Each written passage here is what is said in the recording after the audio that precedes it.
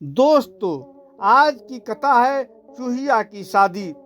गंगा नदी के किनारे एक साधु रहता था। उसके पास कई दिव्य शक्तियां थी, पर उसकी कोई संतान नहीं थी। एक सुबह वह पूजा कर रहा था, तभी एक चील ने उसके हाथों में एक चूहिया को गिरा दिया। चूहिया बहुत डरी हुई थी। साधु ने अपनी जादुई ताकत से उसे एक लड़की बना दिया। साधु और उसकी पत्नी उस बच्ची को अपनी संतान की तरह पालने लगे।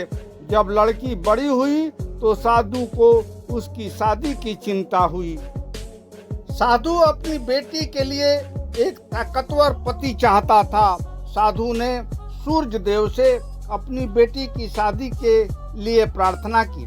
जब सूर्य देव आए तो साधु की बेटी ने शादी करने से इनकार कर दिया।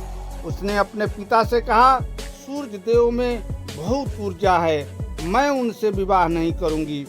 सूर्य देव ने बोला, बादलों के राजा मुझसे ज्यादा ताकतवर है, वह मुझे भी ढक लेते हैं।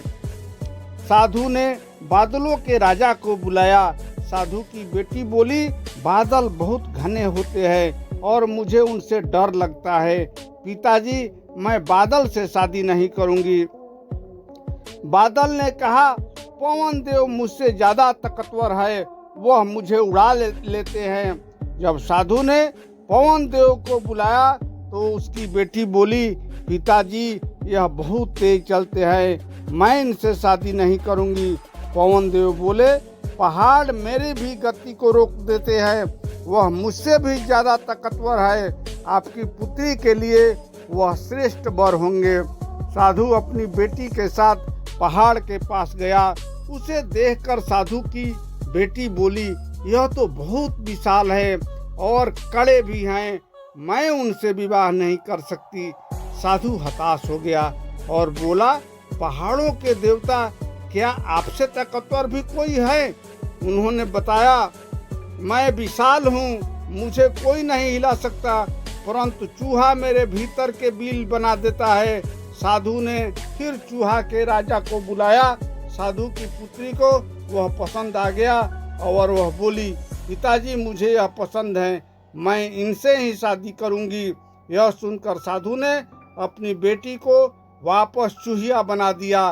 दोनों की शादी हो गई और साधु ने अपनी बेटी को आशीर्वाद देकर विदा किया।